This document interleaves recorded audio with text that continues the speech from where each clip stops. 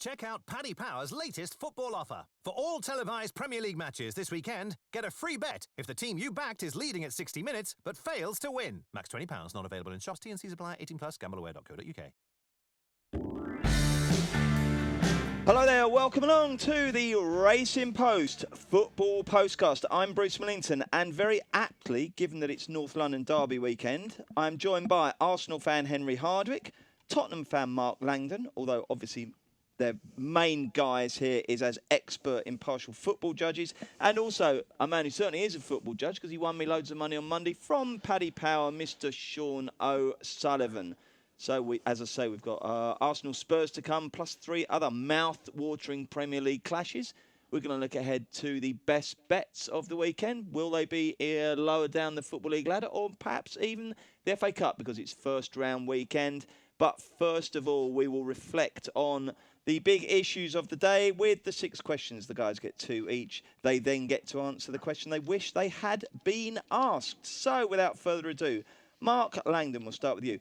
After Barcelona and Real faltered in the Champions League this week, are you more keen to oppose them for Champions League glory, or is it just one of those things? No, I think I've been saying this pretty much since the start, Bruce. I think the front three in the market, Barca, Real and Bayern Munich, are nowhere near the standards that we've been used to seeing them, basically, in the last few years. I think they've all got issues to overcome. Barcelona, just in midfield at the moment, I think that's a big problem for them, actually getting the service to that. Why is that? Because I mean, it's the same personnel, isn't it? Rakitic, Iniesta and Busquets. Yeah, I mean, Iniesta's influence, he's injured at the moment, but his influence on the team has been on the wane, I think, for club and country, which is no surprise, given how much football he's played and how brilliant he's been down the years. I think it's just catching up with him slightly. Busquets has just had a very average start to the season. Real Madrid, they're giving up so many opportunities, even when they're winning matches. It's absolutely crazy at the moment. And Bayern are not dominating the Bundesliga with the same authority that they did under Pep Guardiola. Maybe Ancelotti's leaving something in the tank for the second half of the campaign. But, I mean, all 3 of them are vulnerable, and it wouldn't surprise me if we had a surprise winner, if that makes sense. No, it does make sense. It absolutely does. Let's get a show of betting from Sean from Paddy Power, and then you can tell us who the surprise might be, Henry. Yeah, we've Barcelona there still leading the line at 3-1. Bayern Munich 7-2. Real Madrid 11-2 after their draw last night. City 10-1. They're movers. Atletico 11-1. Dortmund 12-1, moving in a bit there again. Juventus 12-1. Arsenal 20s, PSG 25s, and Leicester 33-1. Yeah, the others just creeping closer, aren't they? And by the way, doesn't it sound weird? It's November 2016 and Leicester 33-1 for the Champions League. That is nuts, isn't it? But go on, Mark, who's it going to be? Well, I mentioned Atletico Madrid last time. I mean, I still think that they're looking pretty strong.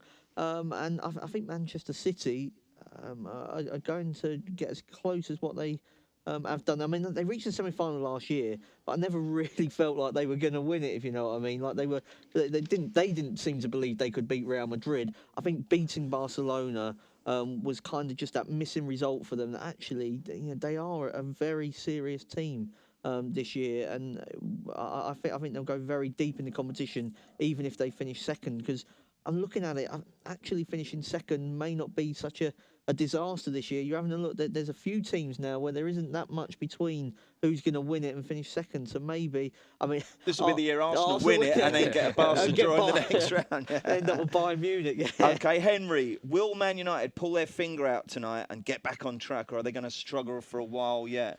And what does pulling your finger out mean as well, by the way? Pull your socks out, as I say. Well, we know what pull this. Yeah, I don't know why. Why would you get someone to pull their socks? Why do you pull your finger out of what? Do you know? I'll have to Google that. But anyway, what do you think of United? I don't know if you want to. Yeah, Google you might get a bit of trouble.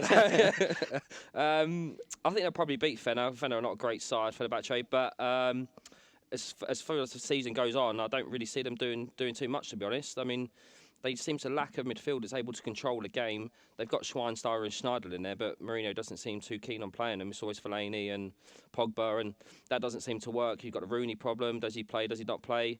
And what about the Ibrahimovic problem? Yeah, because exactly. people have got to start talking about that now as well, haven't they? they seem totally reliant on, and that's the thing with Mourinho. He gets these players, and Ibrahimovic is 34, getting on for 35, and he just plays them week in, week out, and although he's a quality player, he's not going to be able to do that game after game. So he doesn't seem to fancy Martial or maybe playing Rashford up there. He doesn't want to play two up there. So yeah, I don't really see much going on at Where do you think United. they'll finish, Henry? I think they'll probably finish 5th. Right, okay. Are you enjoying their demise? Or? Yeah, loving it, especially Mourinho. I mean, you can't really have any sympathy for a guy that's attitude is just disgusting. He's just like basically a bad egg, really, isn't he? I mean, in years gone by, he's had this excuse, well, he's a winner, he wins things, he does this, but for our arguments, he doesn't even win many football matches these days. So, no sympathy for him. I agree. Sean O'Sullivan, how much did you win on Monday with Boney? Because I saw your little slide tweet. I'm all over Boney. That's what you said on Monday, so I thought, oh, Christ, I've got to do that, because you are a bit of a first scorer wizard. So was it an absolute bonanza, or did you need that header to go in for the hat-trick? No, it was an awesome evening. I mean, the first goal kind of had me free rolling, and then for him to get the second, kind of landed the 2 or more on the last. So it was kind of looking like the bonanza train was on the way there. But to take him off with 60 minutes ago was a little bit demoralising, wasn't it? It was awful. He's fit. I mean, he looked fine. Like, I mean, I don't know what was the point taking him off. The man lives off confidence, and just leave him on. I mean, they could have easily caught them on the break there with Swansea piling, but I won't get greedy. It was a great weekend, and yeah, it topped it up lovely, in fairness to him. Have you spent the money on anything yet, Sean? Every Thursday morning, I just get conkers deep in the golf in Europe. I just can't help it. Like, I mean, it's really? ridiculous. Who are you on this week? I just start piling in and running early. Like, there's so many companies are slow to react, and I just get way too carried away. And by Friday, I'm just chasing, and then we go again at the weekend. And once again, Monday, I have a bit of cash again, and we go again Thursday. But yeah, I'm on Andy Sullivan this week in Hatton, and it's looking just terrible. But is it? I'm on Westwood. How's he doing?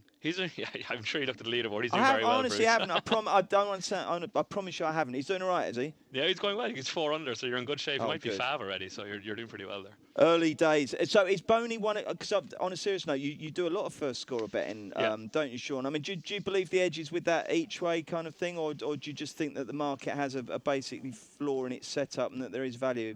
Yeah, I won't lie. I mean, like, the market is extremely exploitable. It's rare enough these days you find a market that's I-class is grade A, which means you can kind of get on a bet, really. Like, and it's an exploitable market. And I mean, there's so many players even within the Premier League that just simple things, their goal per minute ratios, and they're playing a pretty poor team, they can represent massive value.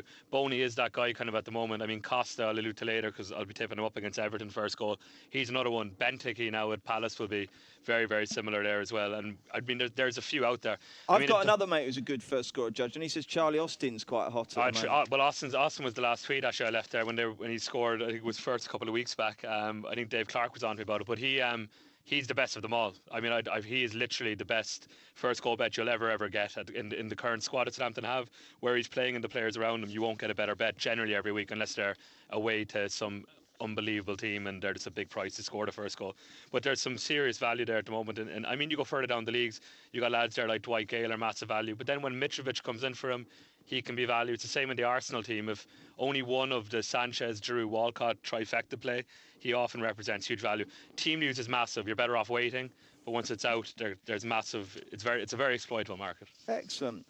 And it's quite unusual, obviously, for a market where the favourites tend to be the value, isn't it? But we'll keep an eye on that and hopefully learn more on these Thursday transmissions. Mark Langdon, back to you. Who will finish bottom of the Prem? While you chew over that, hopefully Sean's fingers are dexterous enough to get us a nice show of betting. I can go first if you want. I mean, Hull. Hull? Yeah. Really? I'm struggling to see. I think Sunderland, once they they're missing 5 or 6 players at the moment. Yeah. Well, Catamol, Kirchhoff, Barini, Danea has been out.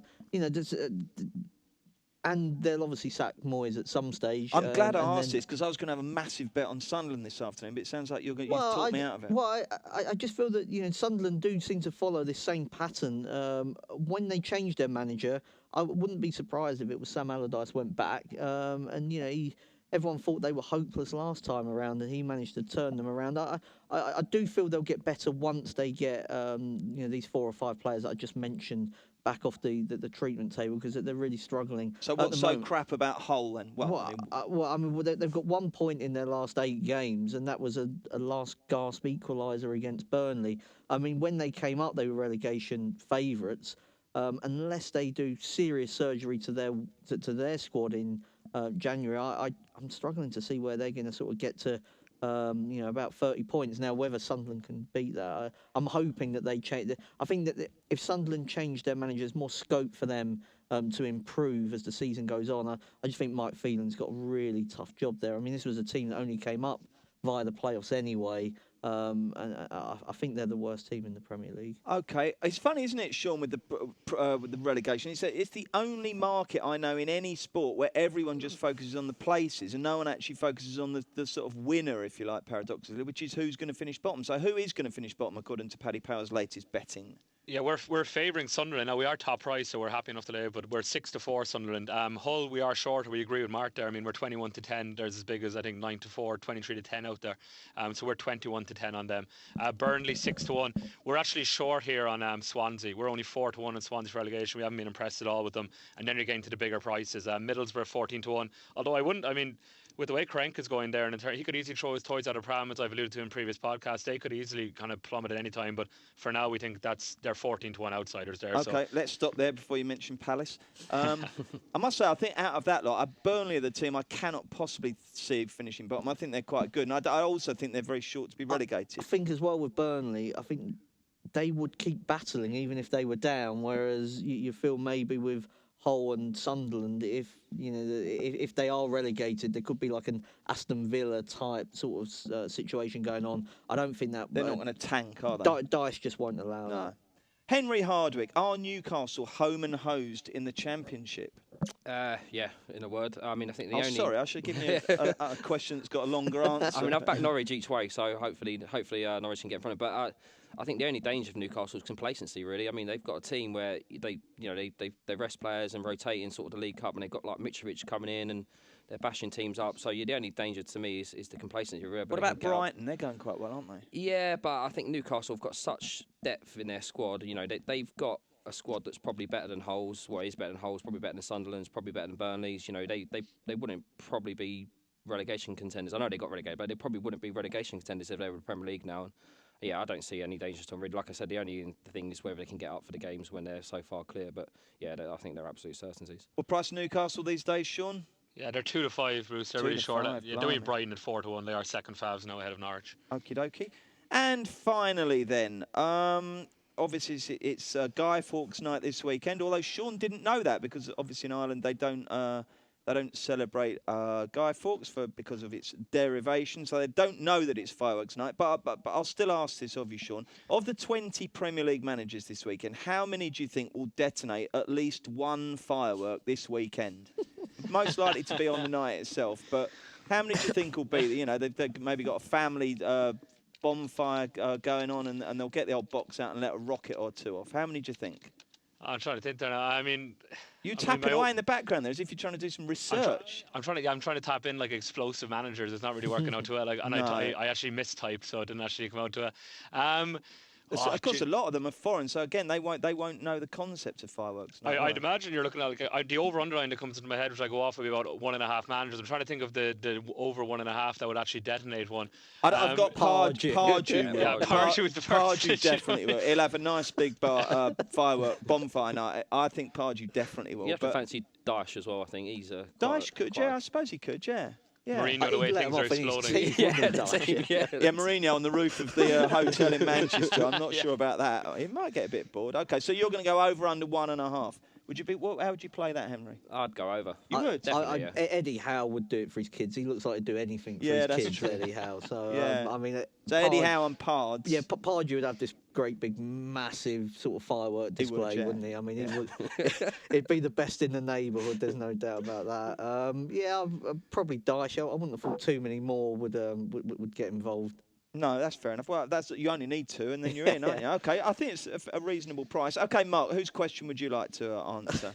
I answered the firework one there, didn't I? I'll go for the Newcastle one, just purely because I think that they could win it really easily. Could they win the handicap? Yeah, I think that I hope not, because I'm on Huddersfield. But definitely, I think if Newcastle were in the Premier League now, they wouldn't be that far off top 10 with Rafa Benitez in charge, and it could be unfortunate for Brighton that they're up against.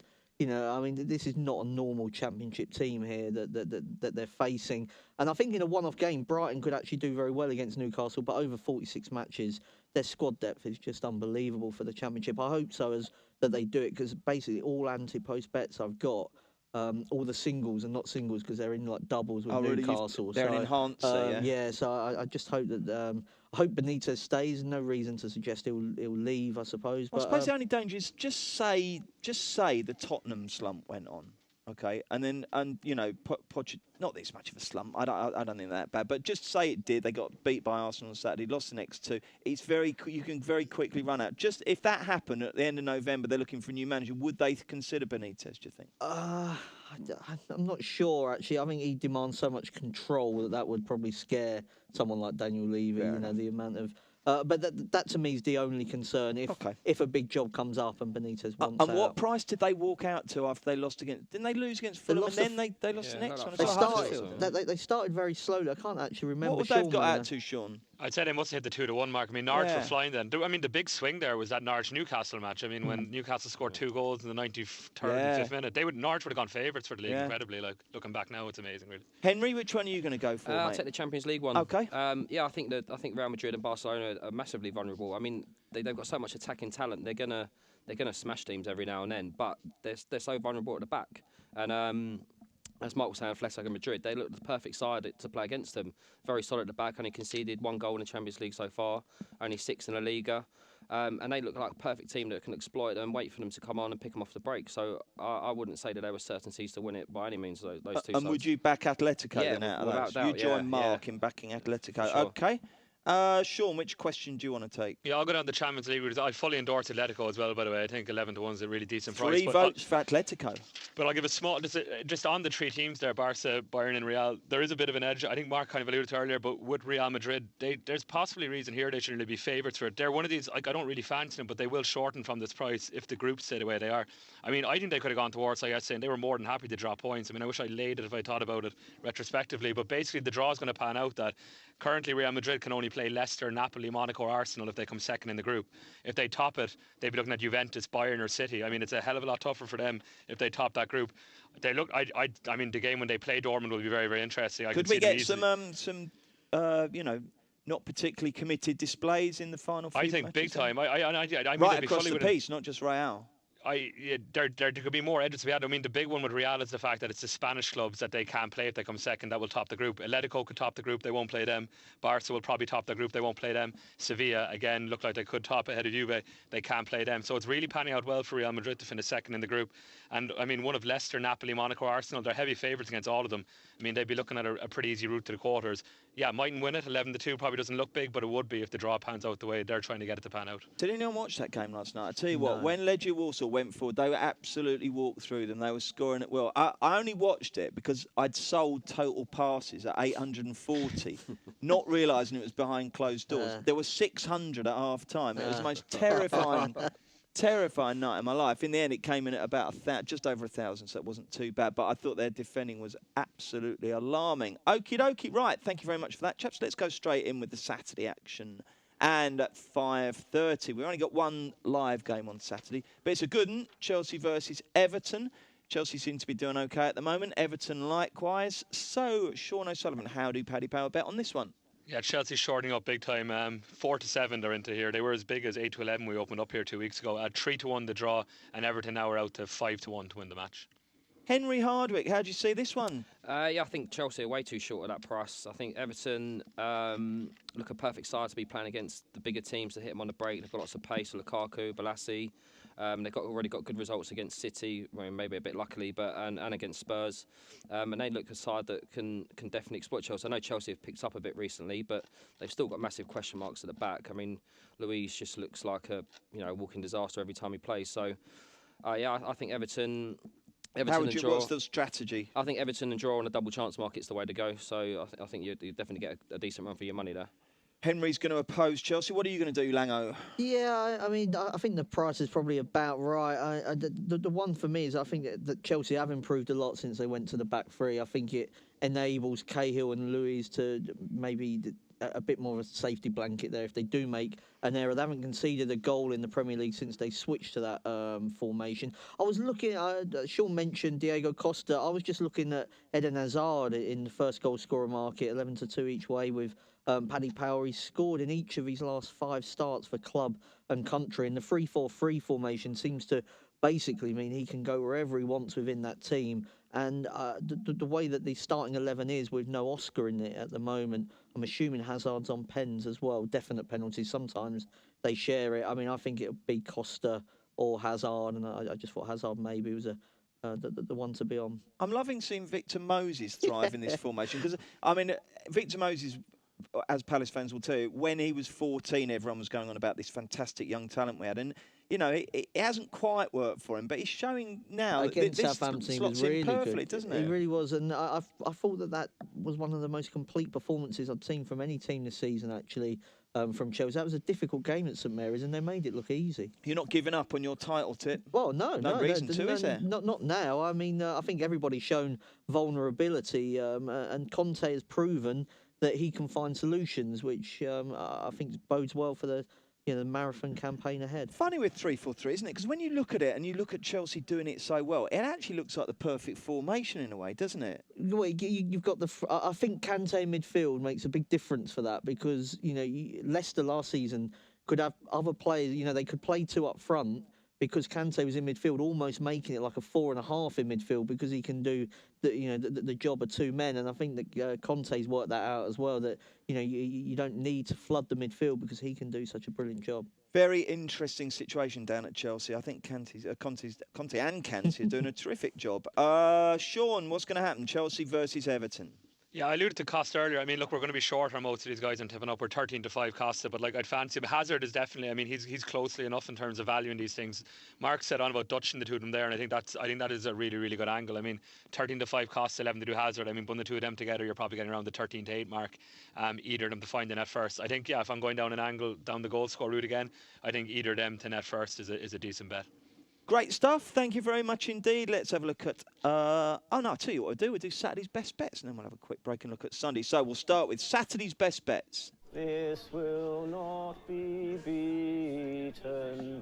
Are you in good form at the moment, Mark, with your Saturday best bets? No, the best bets are going hopelessly, Bruce. It's really strange, because I mean, I had like 4 out of 4 on the RFO singles bar. I only had one loser in my Saturday column, and the one loser was the best bet, and they got done 5-0. So do you want to go first? No, you tee off. Okay. Come on, let's get your confidence back, Mark. Yeah, I mean, I've already mentioned that I think Hull are the worst team in the Premier League. Southampton have got a Thursday Europa game, but I still think there's a massive difference between the two teams here. Hull, 1 point from their last 8 matches in the Premier League. That was Snodgrass's very late equaliser at Burnley. They just look massively out of their depth to me. And I think Southampton, despite the defeat against Chelsea... what price? Their odds on... 4 to 6. Yeah, 4 to 6. But I think it's a pretty safe 4 to 6 shot. OK, Henry? Stoke draw no bet at West Ham. I was really impressed with Stoke against Swansea. Created bags of chances. Every time he looked up, there seemed to be it in the post on a crossbar. And I'm not convinced by West Ham still. I mean, they've picked up a bit, but they've only beaten Sunderland and they beat Palace. And Palace were pretty rubbish that day. And obviously they've had the problems with playing at home. And I think Stoke draw no bet's the way to go there. What price is that? We're 6-4 and them draw no bet, Bruce. 4, OK. Me next. It's very dangerous when you watch a lower league team on TV and fall in love with them. But I thought Brentford against QPR last week were absolutely magnificent. Really, really good. And they're back on TV. Another West London derby. Friday night against Fulham. Brentford, I think you're 7-5, Sean. And that will do for me. Sean, who's your best bet? Yeah, I'll go with Leicester. I've knocked them quite a few times in this. They've generally been good enough to me. But I mean, simple as they haven't lost at home in the Premier League since, I think, September 2015. West Brom, 1 win in the last 11 Premier League away games, and you're getting 4 to 5 in Leicester. I think their slumps been slightly overrated. Champions League took a lot out of them. They don't have to worry about that as much now, and you're getting 4 to 5. The acumen those 4 actually pays 17 to 1 this week as well. 17 to 1 Aka. Well, that's pretty good, isn't it? Who's the weak link out of those, do you think, Mark? Me, probably, the way the form's going. Bruce, no, solid, it's pretty 17 to 1 sounds all right, doesn't it? Yeah. We're going to lump on. OK, back with Sunday's matches in just a mo. Introducing Hot Shot Jackpot, Paddy Power's new free-to-enter competition, available to all customers. Every Premier League week, simply pick 8 anytime goal scorers from 8 selected matches, and you could win £250,000 or more. Excludes in-shop bets. 18+, please gamble responsibly. Hi there. It's the Racing Post Weekend Postcast. I'm Bruce Millington, and in the company of Henry Hardwick and Mark Langdon from the Racing Post Sports Desk and Paddy Powell's Sean O'Sullivan, we are looking ahead to not one, not two, but 3 live televised Premier League games on Sunday starting at 12 o'clock. It's the game. I might have to rearrange the seating here, so I sit between Henry and Mark. Henry's an Arsenal fan, Mark's a Spurs fan, but they both know they're here to be professional and impartial. So before they give their verdicts, Sean, how are you betting on the big game of the weekend? Yeah, we're evens Arsenal. The draw's 5-2, which has been fairly popular, and Tottenham are 11-4. Okay, Henry, lead on.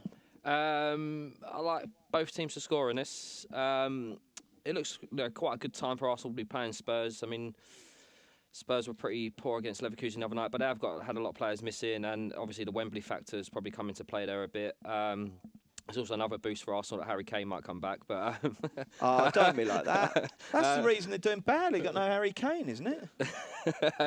I don't know about that, but anyway, yeah, I think both teams to score. I mean, the one thing about Arsenal is you've seen it time and time again. They're great on the ball. They go forward well, but sometimes they have come unstuck against teams that defend well and keep things tight and basically run around a lot, which is what Spurs do. So yeah, I like both teams to score. Maybe I can see Arsenal. Maybe I can't really see them keeping a clean sheet. I think they probably will win, but I'll go with both teams to score. Well, what's that? BTTS, Sean? Yeah, it's short, 4-7. 4-7. Is that too short? Do you think? Yeah, it's a bit short. But, yeah, got to stick with it now. Yeah, It wins. Yeah, it will win, won't it? Mark, first of all, how many of Tottenham's missing stars will be back, do you think? Henry thinks, well, he doesn't think Kane's a star, so he didn't count. No, I think they were missing when Dembele went off early on against Leverkusen. That was probably 5 of their best 11 missing. Rose will come back. He's been struggling with injury, so they rested him for the Leverkusen game. He's a really big player for Tottenham now, Danny Rose. Isn't he? There's no doubt about that. Not only defensively, but he's one of their best attacking outlets as well. It looks like Dembele will probably be out given his problems. So that's not the end of the world, is it? No, it's not. I mean, Alderweireld? No, I can't. It's unlikely he'll be back. They think Kane will be back. Lamella was only a sort of slight issue, so he could come back. He's quite an important player for them as well. Because he's not Sissoko. Well, he's not Sissoko. No, him and Kyle Walker, not much brains down that right hand side, was there on Wednesday?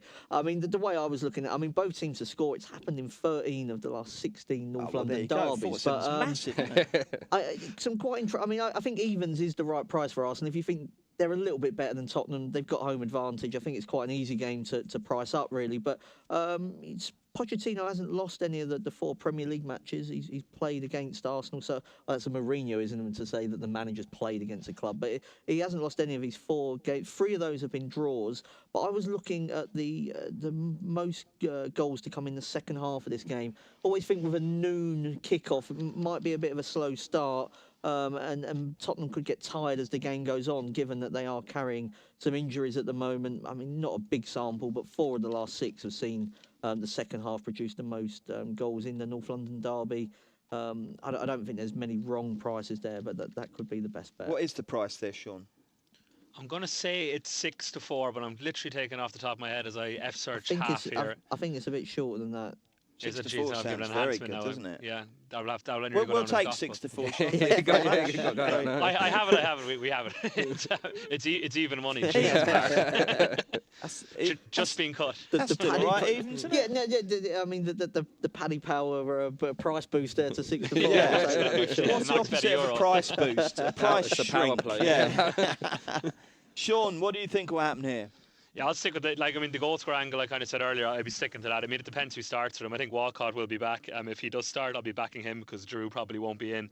I mean, if he doesn't play, I'll be on Sanchez. So it would basically be completely based off Walcott's in or not. If he's in, I back him. If he's not, I'll be backing Sanchez. They're both 9-2. So doesn't Walcott frustrate you though? That one where he gets the ball on the right foot, just to the right of the goal, and just skews it hopelessly. He does love to pull a shot, doesn't he? I mean, if he ever played golf, it would be 4 left every single time, wouldn't he? You're keeping the faith, are you? No, I really like Walcott. I mean, you asked me a question a few weeks back. Marmite kind of love him or hate him card, or do I like him? I do like him, and I mean, I really think he's shown just a bit more tenacity this year. I think he's bulked up a bit. He looks just more involved in the game, and I honestly think this will be his best season yet. He started that way, and he could end the year with 20 goals. I wouldn't be one bit surprised. I just feel that Tottenham's strength is actually that Rose Vertonghen one. If it's Dyer and Walker on the right hand side, maybe. I mean, Iwobi doesn't get many, does he? But he might. This might be a time when Iwobi makes the most of his ability. OK, lads, thank you very much for that. 2:15, Liverpool versus the Orns, Watford. Liverpool obviously going great guns, aren't they? And presumably super duper short here, Sean. Yeah, super short is right. 1-4 they are. That was as big as I think maybe 2-5 when we opened up 3 weeks ago, and they're just absolutely collapsing on everything these days. The draw is 5-1, and Watford are rank outsiders here. They're 11-1. Oh, OK, fair enough. During the Tottenham game yesterday, I think Ian Dark was the commentator, and he said the game was being played at 100 miles an hour.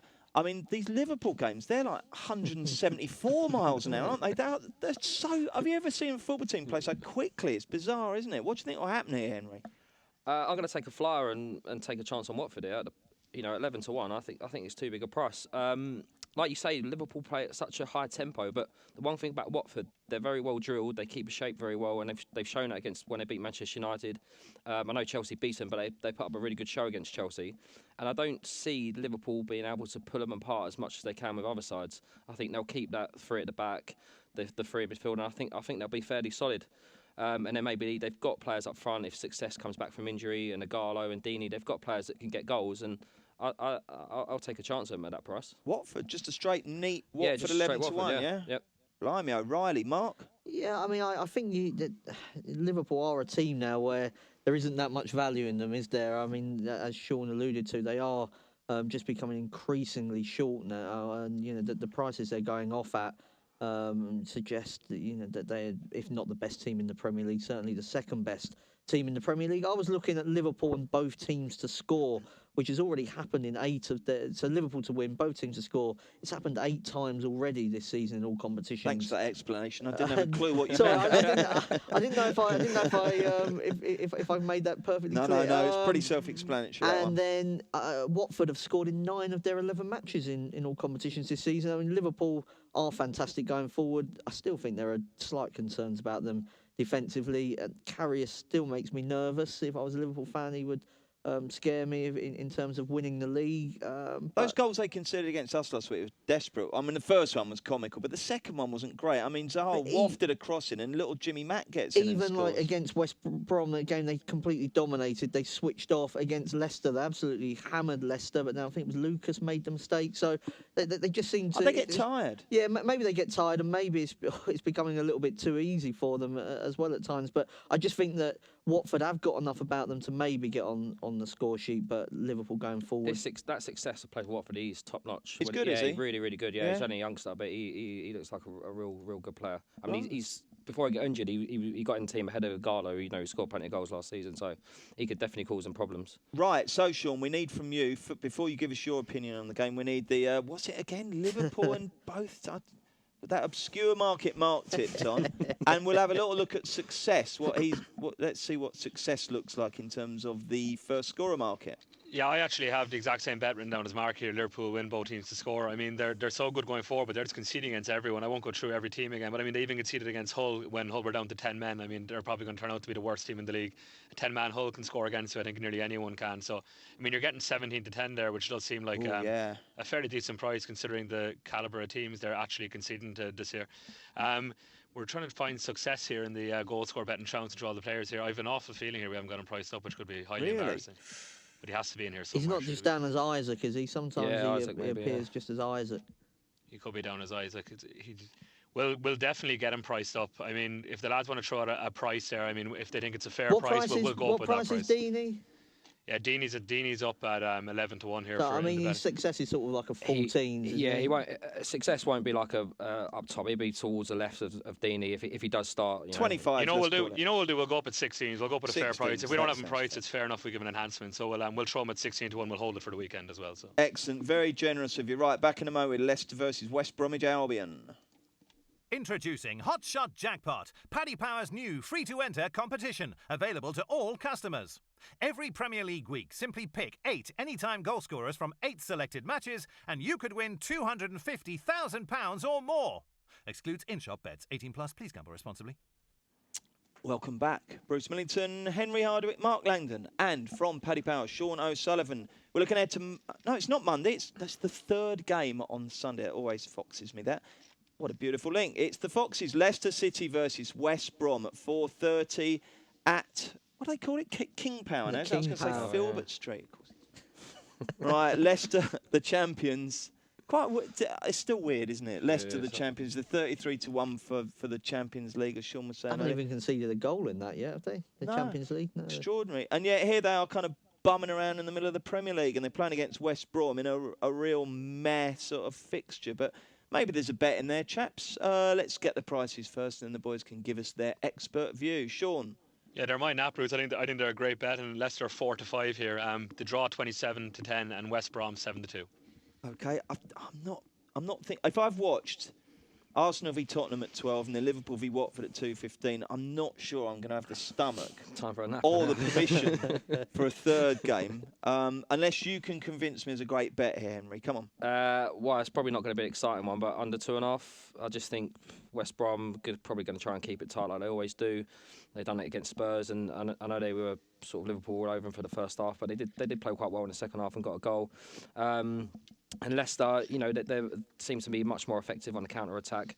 I don't see Tony Pulis allowing space in behind West Brom's defence for Leicester to do that. So yeah, I'd go with under 2.5. Mark, what do you think? Yeah, I think I'll probably... Are you similarly downbeat about this one? Yeah, I mean, I may see if there's a way of watching Swansea versus Manchester United on Sunday, because, I mean, I'd rather bet Leicester than United. I mean, United are really short away to Swansea, and Leicester here, a fair price, I think, against West Brom. I was just looking at Leicester at home. The 5 matches they've won, they've been ahead at the break at half-time in all of them. So if you want to maybe try and enhance that 4-5, maybe on the half-time, full-time double result market may be the best way to go. I thought it was very interesting. Ranieri said that Leicester are back to last season's form after they got the 1-1 at Tottenham. So I looked at the stats. They had 1 shot on target and scored from it. They had 1 corner, 30-odd% possession, and that was sort of Leicester, the story of last season. They were very efficient, and I think that they'll be efficient again and just edge out West Brom. But I agree with you, it won't be a classic. Save all your football juices for Porto v Benfica at 6 o'clock on Sunday. Oh, really? Is there a bet in that? No, but it'll almost certainly kick off. Oh, will it? Yeah, I mean, bookings. I'll be doing my absolute brains by then, and I'll be having some ludicrous bookings by. Okay, well, the boys, they've had a good think about it. They've got some bets. What do you fancy, Mike? You fancy just Leicester, or are you going to go Leicester? I'm going to go Leicester. I'm slightly nervous about backing them at odds on. I think that, if they can get their nose in front early, becomes a much different game. As we've seen in the last few weeks, early goal really does change the match. Leicester for Mark, unders for Henry. So give us the prices for those two, and then tell us exactly why we should be getting very excited about this game, Sean, and lumping on the Foxes. Sure, Bruce. Yeah, the under 2.5 is 4-6. I mean, it is odds on as well. And the half-time, full-time, it's a lot bigger than the 4-5. It's a 9-5 shot, which does seem like a decent bet. I just think this Leicester at home, I mean, it's just incredible. I mean, to have only lost 1 game since September 2015 is just phenomenal. That was to Arsenal. I mean, West Brom away from home are pretty pathetic as well. The only win they've had since last February is actually at Palace. So maybe I shouldn't have said that. No, that's fine. Remember it well. Rondon, no, it's a boy. Yeah, they're just not very good away from home. I mean, if ever you have a game like this anyway, and you're unsure about watching it because of the calibre of the game, just have 5 times your stake. It makes it highly enjoyable anyway. That's what I do. So that'd be my word of advice. Great stuff. Thank you very much, Sean. Thank you, Henry. Thank you, Mark. Thank you for listening. Back next Thursday with another Racing Post Football Postcast. Check out Paddy Power's latest football offer. For all televised Premier League matches this weekend, get a free bet if the team you backed is leading at 60 minutes but fails to win. Max £20, not available in shops. T&Cs apply. 18+, gambleaware.co.uk.